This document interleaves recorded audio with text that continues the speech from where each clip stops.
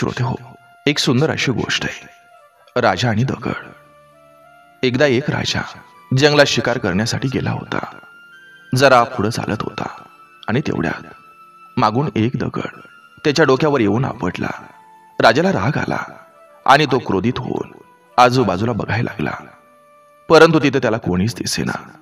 आणि तेवढ्यात झाडामागून एक म्हातारी समोर आली आणि म्हणाली, हा दगड मी फेकला होता. राजानं त्या म्हातारीला त्या मागील कारण विचारलं. तेव्हा ती म्हणाली, क्षमस्व महाराज, मी या आंब्याच्या झाडावरून काही आंबे तोडत होते, पण म्हातारपणी या झाडावर चढणं शक्य नव्हतं, म्हणून दगड मारून फळ तोडत होते. पण त्यातला एक दगड चुकीनं तुम्हाला लागला.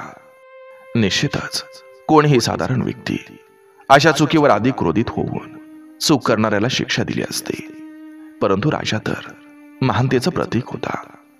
त्याने असं मुळीच नाही केलं. त्याने विचार केला, एक साधं झाड एवढं सहनशील आहे आणि दयाळू सुद्धा आहे, दगडाचा मार खाऊन देखील मारणाऱ्याला गोड फळं देतं. मी तर राजा आहे, मग मी सहनशील आणि दयाळू का असू नये? असा विचार करत महाराजांनी त्या म्हातारीला काही सुवर्ण मुद्रा भेट म्हणून दिला. श्रोते हो, या गोष्टीतनं फक्त आपण इतकाच विचार घ्यायचा की सहनशीलता आणि दया ही कमजोरी नाही, तर वीरांचं गुण असतात.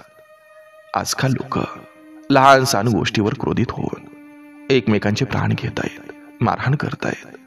अशा वेळी राजाचा हा प्रसंग निश्चितच आपल्याला सहिष्णुता आणि दयाळूपणा याची जाणीव करून देतो.